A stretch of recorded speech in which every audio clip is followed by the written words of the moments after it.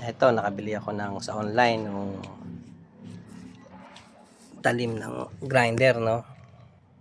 Yung sinasabing universal, pwede sa bakal, sa tiles, semento, sa masonry. Ito nga, ginamit natin, tubo. Tubo yung pinagamitan ko eh. Para sa akin, hindi siya ideal, delikado. Ang lalaki ng kain niya. Ang lalaki ng hibla ng tipak. Matalon pa. Alam mo kung bakit? Makapal kasi siya eh. Saka tingin ko baka madali siyang maupod. Sa bakal talaga siya. Okay to siguro, semento siya. Pang masonry talaga to. Do magagamit siya pero delikado ka. Pag tinamaan ka ng masakit. Lalo na kung hindi ka naka shoes o nakapantalon ka.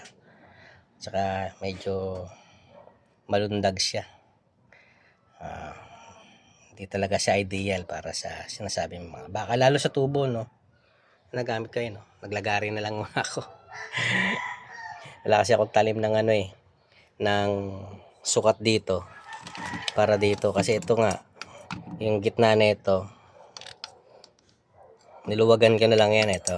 Kasi ang sukat niya 20 lang. 22 kasi yung na ito. Itong Black & Decker. Ang pinaka center hole niya.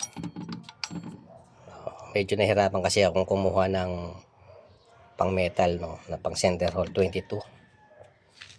Ay, kaya sinubukan ko ito. Medyo kinikil ko yan ang loob para pumasok siya. Maging 22 ang center hole niya pa siya. Mula sa 20, no. Pero kung ginamit ko, talaga naman. Dismayado ko. Delikado. Naglagari na lang ako. Ito po. Ayun lang. Para sa akin lang yun, ha. Ayaw ko sa inyo. Hindi siya ideal para sa akin. Para gamitin lalo sa mga tubo, gagamitin mo. Ayun lang.